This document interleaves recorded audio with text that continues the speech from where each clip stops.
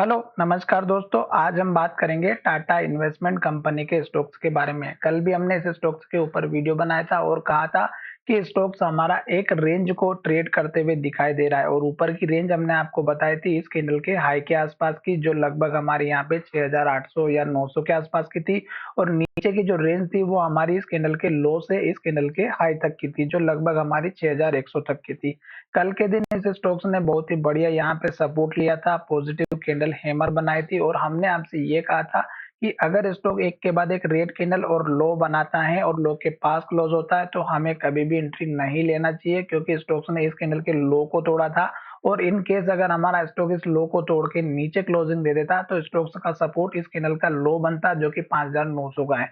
पर आज के दिन देखिएगा स्टॉक यहाँ से जो है अपना जो कल का जो लो था उसके ऊपर ओपन हुआ और वहीं से स्टॉक्स में एक अप रैली देखने को मिली और स्टॉक्स का पहला जो टारगेट था वो मैंने आपको इस कैंडल के लो का बताया था और दूसरा जो टारगेट मैंने आपको बताया था इस कैंडल के लो के आसपास का, जो कि 6500 का था। अब स्टॉक्स में ये जो बड़ी सी ग्रीन कैंडल हमें दिखाई दी है, अगर उसी तरह से यहाँ पे देखने को मिली एक के बाद एक ग्रीन कैंडल और हाई बनते हुए दिखाई दिया था, अगर स्टॉक में फिर से इसी तरह की दिखाई देती है तो आपको अपना जो आपने टारगेट सेट किया है वो तब तक रखना है जब तक स्टॉक ग्रीन कैंडल बनाती रहेगी।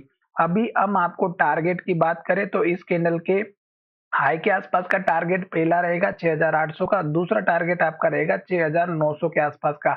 अगर स्टॉक हमारा इस लेवल को इस बार ब्रेकआउट कर देता है और इसके ऊपर क्लोजिंग दे देता है तो फिर स्टॉक्स का टारगेट इस कैंडल का हाई जो कि 7044 का, फिर इस कैंडल का हाई जो लगभग हमारा 7500 का है। ये टारगेट आपको जरूर अचीव होते हुए दिखाई देंगे। 7300 का भी एक टारगेट है, पर अब हम यहाँ पर केवल ग्रीन कैंडल और इन टारगेट को जरूर देखेंगे और स्टॉक यहाँ से 4 से 5 बार सेलिंग प्रेशर में आया हुआ है तो आपको यहाँ पे सतर्क हो जाना है। अगर आपने यहाँ पे एंट्री ली है और स्टॉक्स में गिरावट आती है तो आपको यहाँ पर फिर से अपना जो है प्रॉफिट बुक करना है और अगर स्टॉक हमारा वॉल्यूम के साथ ब्रेकआउट करता है और इसके ऊपर क्लोजिंग देता है तो अब ये लेवल भी हमारा ब्रेकआउट होते हुए दिखाई दे सकता है। इस चक्कर में बिल्कुल भी नहीं रहना है कि अब ये स्टॉक्स हमारा इस लेवल को ब्रेकआउट नहीं करेगा। क्यों?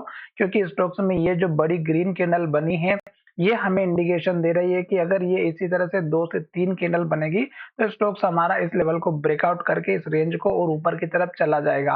तो चलिए वीडियो को यहीं विराम करते हैं। खास करके रेड कैंडल जब तक बनती है, रेड कैंडल लो बनाती है और लो के पास क्लोज होती है, कभी भी एंट्री नहीं लेना है। मैंने आपको यहाँ पर भी किया था कि जब तक स्टॉक रेड कैंडल बनाता है हमें एंट्री बिल्कुल भी नहीं लेना है, सपोर्ट पे हमें इंतजार करना है और अगर नेक्स्ट ट्रेडिंग सेशन में लो का ब्रेकआउट नहीं होता है तो हमें एंट्री ले लेना चाहिए जब स्टॉक्स हैमर कैंडल का हाई ब्रेकआउट करता है तब।